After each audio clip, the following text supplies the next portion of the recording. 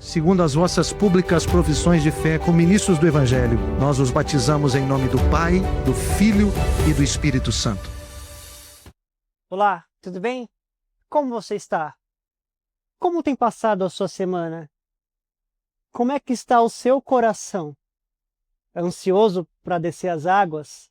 Ansioso para o batismo? Eu imagino que sim. Muitas coisas passam em nossa cabeça, não é mesmo? E eu imagino que talvez esteja cheio de dúvidas sobre a sua mente nesse instante. Eu gostaria de te lembrar que a palavra de Deus traz esclarecimento e entendimento. Eu gostaria de te lembrar que você não está sozinho. Você irá pertencer a uma família, a família de Deus. Tem um povo que te ama. Tem pessoas que vão se batizar no mesmo dia que você, que também estão na mesma situação. Talvez você seja a primeira pessoa que vai descer as águas na sua família. E eu quero profetizar sobre a sua vida. Crê no Senhor Jesus Cristo e será salvo tu e tua casa. Você pode ser o primeiro, mas eu tenho certeza que essa salvação irá se estender sobre a sua casa em nome de Jesus. Na aula de hoje, nós iremos falar sobre um assunto bem curioso, que gera muitas dúvidas, muita curiosidade, né? Já ouvimos essa palavra. Hoje é sobre tentação. Já ouviu essa palavra? Com certeza, né? Tentação. Tentação. Nós falamos um pouquinho agora do corpo. Tentação é pecado? Pergunto para você, o que você acha? Você acha que sim? Você acha que não? Bem, vamos lá. Tentação, ela não é pecado. A tentação são cartas sobre a mesa. É como se tivesse diversas cartas na mesa. São propostas, é uma mesa de propostas. E a tentação, ela só vai se tornar pecado quando nós decidimos voluntariamente pegar uma dessas cartas e levantarmos. Eva foi tentada pela serpente no jardim do Éden. Ela poderia ter dito não. Ela poderia não ter dado ouvidos, mas ela escolheu levantar uma carta. Talvez você já foi tentado em alguma oportunidade na sua vida. Talvez não. Todos nós fomos tentados a estarmos longe da vontade de Deus. A tentação, ela não é presente somente para quem não serve a Deus. Aqueles que servem a Deus também são tentados. Todos os seres humanos são tentados, mas não são tentados na mesma medida e nem na mesma área. Por exemplo, alguém pode ser tentado sobre a parte financeira. Outra pessoa pode ser tentada pela parte da alimentação.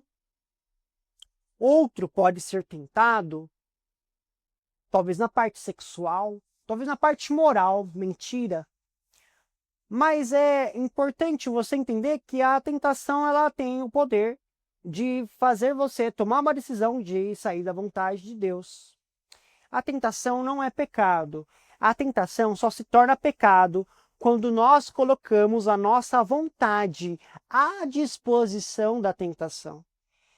Cada pecado é sempre o consentimento do coração a alguma solicitação, que pode fazer seu apelo por meio da afeição eterna, que é a soberba, orgulho, arrogância, ou por meio da vista, os olhos.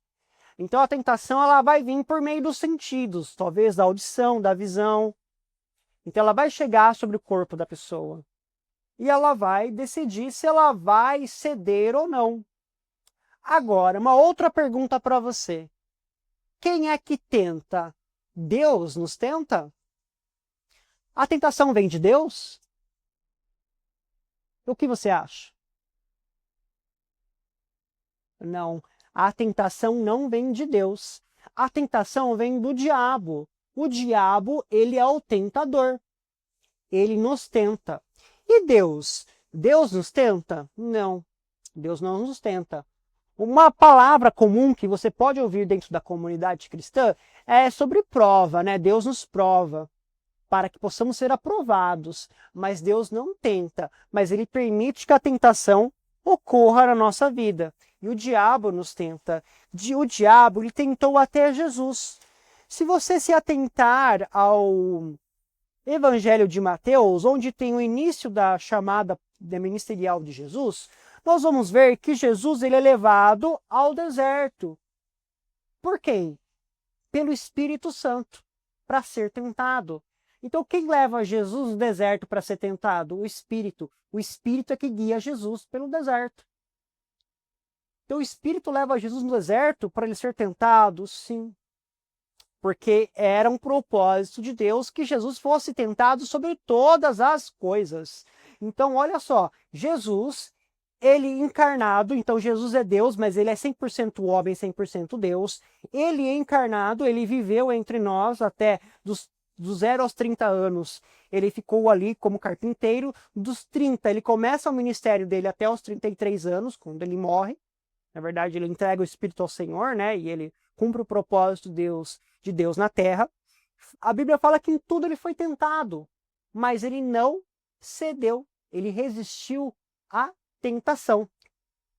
Então, um dos propósitos de Jesus vir à Terra não foi somente nos salvar, mas deixar um modelo de vida para nós.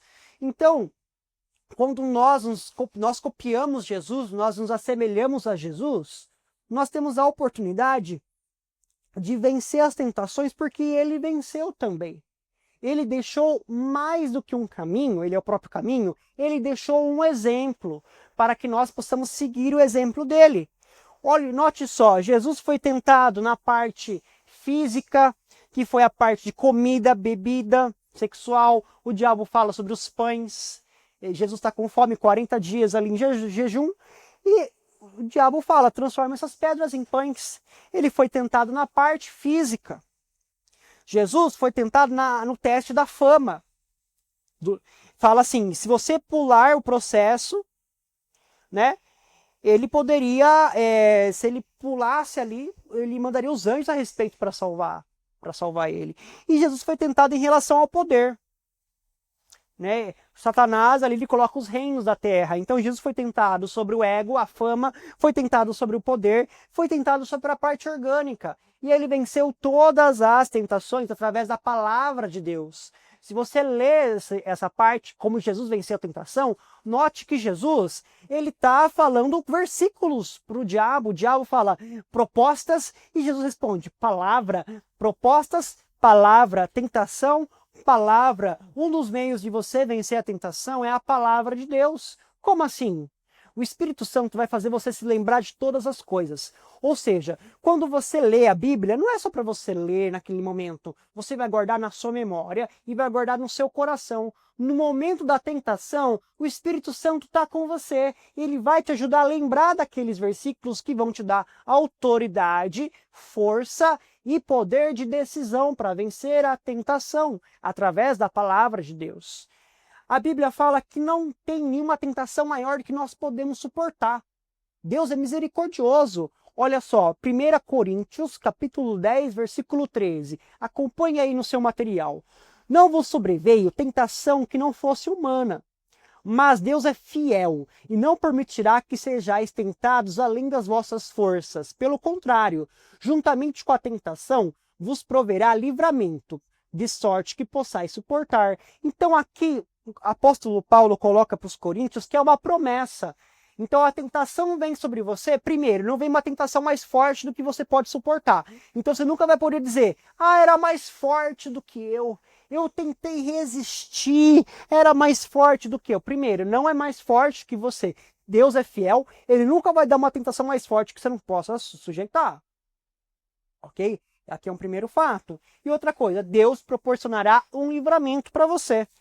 Me permita falar de um exemplo de um jovem que ele tinha um caráter perfeito. Perfeito por quê? Porque era semelhante a de Cristo. Ele era uma tipologia de Cristo. Que é José. José, ele sofre uma tentação. José essa história está em Gênesis. Você poderá ver José do Egito. Tem até novelas, por aí, histórias, filmes. E mais para frente, em determinado momento da história de José, você vai perceber que a mulher de Potifar deseja manter relações sexuais com ele. E ela fica ali todos os dias falando para ele ter relação sexual com ela. E ninguém ia perceber, ninguém ia saber. Mas José sabia que alguém ia perceber. Quem que ia ver? Deus. Deus ia ver isso e o coração de José pertencia a Deus. A mulher de Potifar, ela deseja tanto José que um dia ela agarra ele e ele sai correndo. E ela acaba ficando com a roupa dele na mão. E ela acaba contando uma mentira ali dentro da região, falando que José tentou abusar dela. É uma tremenda mentira. Bem, você poderá ver essa história depois a fundo. Eu gostaria muito que você lesse a história de José do Egito. Vai te trazer muita inspiração bíblica. Mas eu queria dizer, o que José fez na hora da tentação? Fugiu. Ele fugiu da hora da tentação. Sabe por quê? Porque é isso que a palavra nos ensina para fazer, né? Fugir da tentação. Fugir através da palavra, mas não manter diálogo. Assim como a serpente, Eva manteve o diálogo com a serpente, ela devia ter fugido da serpente. Primeiro, se eu estou andando, uma serpente começa a falar comigo, já sai correndo. Né? Ver um animal falando comigo, já sai correndo. Em primeiro lugar. E agora, outra coisa, a Bíblia fala para você resistir ao diabo, e o diabo fugirá de vós. Olha que interessante aqui. Eu não estou dizendo que ela devia fugir da serpente, tá? No sentido, ela devia que ela fugir da proposta. Porque a palavra fala o seguinte, ó. Resistir ao diabo e o diabo fugirá de vós. E a palavra nos orienta a nós fugirmos da tentação. Nós fazemos o oposto, não é mesmo? O que nós fazemos? Nós queremos enfrentar a tentação e fugir do diabo. A gente tem medo do diabo, foge do diabo. E a tentação a gente acha que vai enfrentar, a gente acha que vai aguentar. E nossa carne é fraca, nosso coração é enganoso. Então eu quero deixar uma dica para você. A tentação, você foge da carne, foge do desejo da mocidade, foge da carne. Agora, o diabo você enfrenta com a palavra de Deus. Jesus, pode ver, ele enfrenta o diabo com a palavra de Deus. Eva poderia ter feito isso com a serpente coloca a proposta, Eva poderia ter falado, da boca do Senhor Deus saiu essa palavra. Ela poderia fazer isso. Então, talvez agora, na época do batismo, seja uma época onde você está mais reflexivo. Agora, porque você está mais sensível espiritualmente. E você está antenado sobre a tentação. E agora você está percebendo, parece que até que a tentação aumentou, não parece? Parece que nessa caminhada de decisão, até a água do batismo, dá uma ansiedade, a gente quer batizar logo, porque parece que a tentação aumenta, não é? Não é que a tentação aumentou, mas agora os seus ouvidos e olhos espirituais estão mais sensíveis para a tentação. Hebreus, capítulo 2, versículo 18, fala assim, pois naquilo que ele mesmo sofreu, ele, Jesus, tendo sido tentado, é poderoso para socorrer os que são tentados. Jesus é socorro de Deus para você. Olha quantas armas você tem sobre a tentação. Você tem, primeiro, a confiança que essa tentação não é maior do que você pode suportar. Você entende que a palavra de Deus, que o Espírito Santo vos fará lembrar todas as coisas. Você sabe agora que você não precisa e não deve ter medo do diabo. Você resiste ao diabo e o diabo fugirá de você pelo poder da palavra de Deus. E você entende que a tentação você vai evitar. O que é fugir da tentação? Por exemplo, alguém tem problema com bebida alcoólica. Talvez você está assistindo isso e você tem problema com álcool. Você vai entrar no bar agora? Você não vai entrar mais no bar. Por quê? Se você tem dificuldade de ter autodomínio próprio, um domínio próprio com álcool, você não vai mais no local onde tem álcool.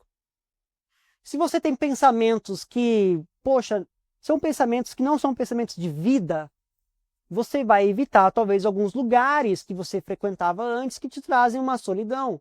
Vai ficar mais perto da igreja, então você vai conhecer a si mesmo. O Espírito Santo vai te dar discernimento. Por exemplo, se você tem problema com pornografia, e está vendo esse vídeo, o que você vai fazer? Você vai usar o seu computador na sala, onde todo mundo está usando. Você não vai ficar levando o celular no banheiro. Você não vai ficar vendo celular fora de hora, levando o celular na cama. Você vai se policiar. Porque você sabe que você pode cair em pecado. Não é? O que é cair em pecado? Não é a queda original de Adão, não. É pecar. É a proposta vir. E se você alimenta o seu espírito, você será forte. Tem uma história que eu li num livro certa vez, que tinha 2 cachorros. E ali, esses cachorros brigavam entre si, e as pessoas faziam algo que não pode, né? É só uma história, não estou dizendo que isso é uma história verdadeira. E eles brigavam entre si, o cachorro branco e o cachorro preto. E o dono lá apostava, ele apostava às vezes dinheiro no cachorro branco. Quando ele apostava dinheiro no cachorro branco ganhava. E ele sempre ganhava as apostas. Às vezes ele apostava no cachorro preto, de pelugem preta, o cachorro preto ganhava. E aí perguntaram, como é que você sabe que qual cachorro você vai ganhar? Qual vai ganhar sempre? E o dono do cachorro respondeu, aquele que eu alimentei. Ou seja, se eu alimento o cachorro branco, eu sei que o cachorro branco vai ganhar do cachorro preto. Se eu alimento o cachorro preto, ele vai ganhar do cachorro branco. Eu não coloquei a cor aqui em relação à escuridão, sabe? Poderia ser um cachorro caramelo, um pastor alemão, poderia ser 2 cachorros caramelos. A questão não é a cor do cachorro aqui, tá? A questão é o cachorro que ele alimentava mais ganhava. Então, quando você alimenta o seu espírito, você enfraquece a sua carne. Quando você alimenta a sua carne, você enfraquece o seu espírito. Então, quando você jejua, você lê a Bíblia, você frequenta os cultos, você está com o seu espírito fortalecido e você tem mais autoridade sobre a carne. Da mesma forma, quando você para de ler a Bíblia, você para de ir ao culto, começa a orar cada vez menos, a tentação vem, você acha que quem vai ganhar, o espírito ou a carne? Certamente a carne.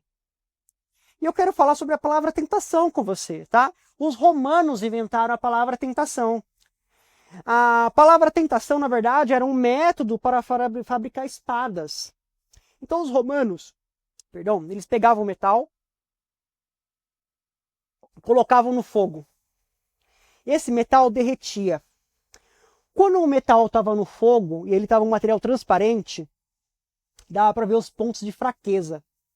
Então o ferreiro batia com o martelo nos pontos de fraqueza e esse metal se fundia. Então ele colocava na água gelada e ele repetia esse processo. Ele pegava a espada e ele olhava na luz os pontos de fraqueza e ele batia com o martelo. Isso era um tentador. Esse era o tentador. Ele batia nos pontos de fraqueza. E aí ele colocava no fogo, se fundia, colocava na água. E isso é sobre a nossa vida. A nossa vida é dessa maneira. A tentação vem sobre os nossos pontos fracos. Mas você pode transformar a tentação numa grande oportunidade de crescer em caráter. Porque se você resistir à tentação, seu caráter é forjado cada vez mais. Assim como uma espada, que na luz de Cristo você vê suas fragilidades, a tentação bate em seus pontos fracos. E esses pontos fracos começam a se fundir até que deixam de ser pontos fracos. Enfim, esse é o processo de tentação, a palavra original. Eu quero dar 5 conselhos para você vencer a tentação junto do Espírito Santo. Primeiro deles, reconheça as suas tentações. Então, nós falamos dos pontos fracos. Reconheça os seus pontos fracos. Por quê? Não seja soberbo. Então, não seja orgulhoso. Reconheça quais são as minhas falhas.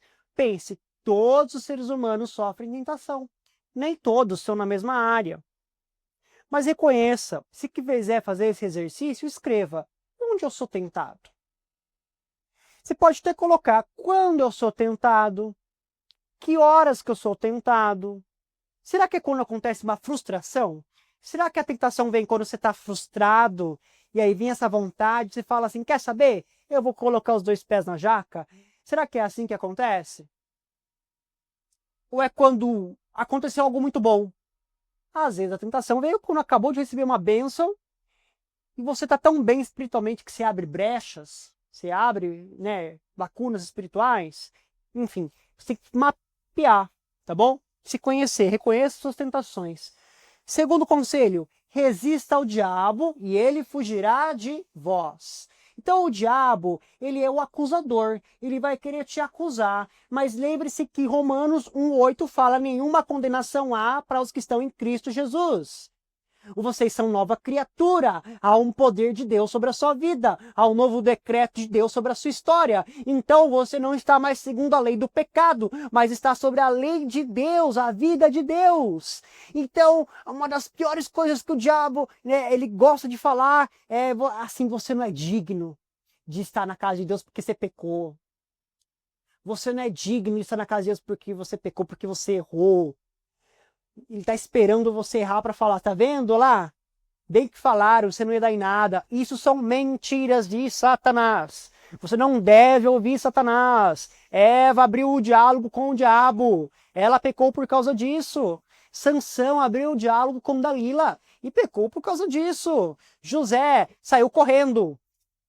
Ele não abriu o diálogo com a mulher de Potifar. Não abra diálogo com Satanás. Resista com a palavra. Se o diabo falar, você não é ninguém, você é filho de Deus. Repita isso, sou filho de Deus, sou filho da promessa. Se tem uma voz na sua cabeça falando, você não é digno, Jesus morreu por você, te tornou digno, trouxe a sua dignidade. Com o passar do tempo, nós falamos até sobre cristão maduro na introdução, você irá perceber que algumas vozes são vozes do Espírito Santo, algumas vozes são vozes da sua carne, algumas vozes são vozes do diabo. Com o passar do tempo na caminhada cristã, você vai entender de quem que é cada voz, porque o diabo é muito repetitivo. Ele usa sempre a mesma estratégia. É fácil perceber qual que é a voz do diabo, qual que é a voz de Deus. A palavra de Deus fala que a voz de Deus é como voz de muitas águas. E o Senhor deseja que você ouça somente a voz dele. O que quer dizer isso, voz de muitas águas? Imagina que você está debaixo de uma cachoeira. E está caindo a água sobre você. E alguém te chama fora da cachoeira. Você não consegue ouvir a voz dessa pessoa. Por quê? Seus ouvidos estão só debaixo da água.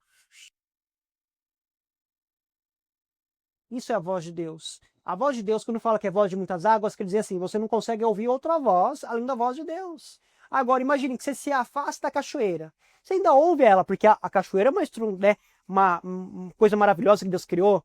Aquele barulho maravilhoso, lindo da criação, contemplação, no qual nós falamos um aspecto, um princípio muito importante.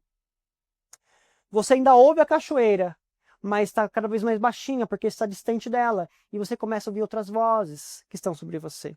Então resista ao diabo, e ele fugirá de vós. O diabo irá fugir de você, se você resistir a ele através da palavra de Deus. Terceiro, confesse a sua luta a uma pessoa ou grupo de ajuda. A palavra fala para nós confessarmos em Tiago nossos pecados uns aos outros. Não semelhante como a Igreja Católica faz, onde confessamos ao padre e ali dentro do confessionário, mas uma prática como cristã, em comunidade, pessoas maduras. Então, é muito importante você ter uma pessoa madura perto de você, pode ser alguém da sua família, um cristão mais velho, nós chamamos de uma pessoa idônea, tá? Um cristão maduro, pode ser um líder de ministério, pode ser o pastor, você pode marcar um tempo com o pastor, você pode marcar um tempo com alguém que você considera alguém que cumpre a palavra de Deus, tá? Ou um grupo de ajuda, um GC, um grupo de crescimento, ou um grupo de ministerial. Não confesse a sua tentação para qualquer pessoa. Confesse a sua tentação para alguém que pode te orientar. E não só te orientar, orar com você. Porque quando você pede perdão para Deus, Deus te perdoa. Mas quando você confessa um para o outro, você alcança a cura. Quarto conselho, redirecione a sua atenção. Então você sabe, né? Você mapeou lá, que é reconhecer suas tentações, você mapeou. Então você sabe que à noite você está mais propício onde você erra mais, você vai dormir mais cedo, ou você vai praticar um esporte nesse horário, ou você vai vir na igreja nesse horário, ou você sabe que é na roda de trabalho, na mesa do trabalho, onde as pessoas almoçam ali, que tem umas conversas que não são legais, você sabe que é ali que é onde você acaba falando mal de alguém junto, você acaba pecando, então você vai se policiar, talvez sentando em outro lugar, você não vai deixar a outra turma de lado, você pode sentar lá às vezes você tem que trocar de mesa mesmo. Porque você é uma nova criatura, então às vezes tem que trocar de ambiente mesmo. Às vezes o Senhor te chamou para sentar em outra mesa. Às vezes o Senhor falou para você sentar menos nessa mesa, para você não ser influenciado, lembrando que você se torna aquilo que você se contempla. Se você senta numa mesa de fofoqueiro, você vai se tornar um fofoqueiro.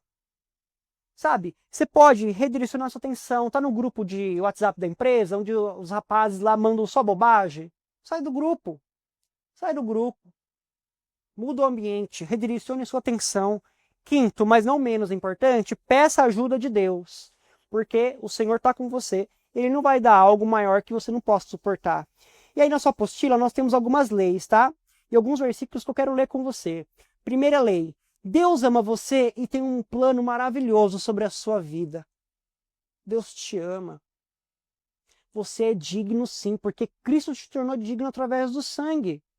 Vou ler alguns dois versículos do livro de João para você, junto com você. Ninguém tem maior amor que esse, de dar alguém a própria vida em favor dos seus amigos. Jesus morreu por você. Ele deu a vida por você. João 10:11. Eu sou o bom pastor. O bom pastor dá a vida pelas suas ovelhas. Ei, Cristo morreu por você. Eu estou dizendo isso também para que na hora da tentação você se lembre, será que vale a pena eu voltar para o meu passado?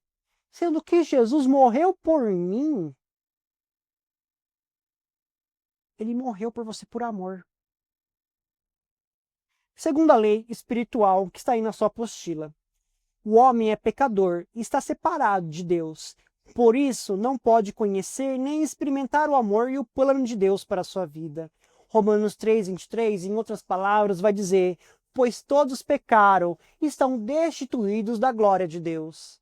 Mas agora você tem um vivo caminho: Jesus. Terceira lei espiritual fala: Jesus Cristo é a única solução de Deus para o homem pecador, para a mulher pecadora. Por meio de Jesus, você pode experimentar, conhecer o amor de Deus e o plano que Ele tem sobre a sua vida. Ah, esse versículo é tão importante. Você deve ter visto ele em algum guardanapo por aí, sabe? E esse versículo, o Salmo 23 e João 14:6 são os versículos mais bordados em guardanapo, em folhinha de calendário. Jesus fala: eu sou o caminho, a verdade e a vida. Ninguém vem ao Pai senão por mim. Ele pavimentou um caminho para que você possa trilhar. Hoje você pode andar, porque Jesus morreu por você. Porquanto Deus enviou seu Filho ao mundo, não para que julgasse o mundo, mas para que o mundo fosse salvo por ele. Apocalipse 3:20. Eis que estou à porta e bato. Se alguém ouvir a minha voz e abrir a porta, entrarei em sua casa, cearei com ele e ele comigo. Jesus, nesse instante, nessa reta final para o seu batismo, ele está batendo na porta do teu coração. Você pode abrir a porta. E o Espírito Santo quer fazer morada no seu coração. A tentação ela vai se tornar algo até pequeno comparado ao amor de Deus, porque você vai redirecionar a sua atenção para propósitos eternos. Propósitos eternos. Jesus te ama tanto, tanto, tanto, que você possa ser tocado por esse amor. Eu sei que você está muito apaixonado por Cristo, porque você está descendo as águas. Alguns chamam isso de primeiro amor. E alguns erroneamente dizem, isso vai passar com o tempo. Que mentira. Sabe esse amor que você está sentindo por ele agora? A cada ano vai arder mais no seu coração. A cada ano você vai amar mais a Jesus. A cada ano você vai ser mais apaixonado por ele. Coisas maravilhosas o Senhor pensa a seu respeito, pensamentos de paz e não pensamentos de mal. Pensamentos de bem o Senhor tem a seu respeito. Jeremias 33:3, na verdade, ele diz assim: clama a mim e responder-te-ei, e anunciar-te-ei coisas grandes e firmes que você não sabes. Clame a Deus, porque o Senhor quer te responder e te anunciar coisas grandes e firmes que você não sabe. O que o olho não viu, o que o ouvido não viu, é o que o Senhor tem preparado para nós. Eu desejo que você continue essa caminhada com muita fé em Deus, muita perseverança. Saiba que tem um Deus que te ama, uma igreja que te ama, que está feliz com a sua decisão. Deus te abençoe.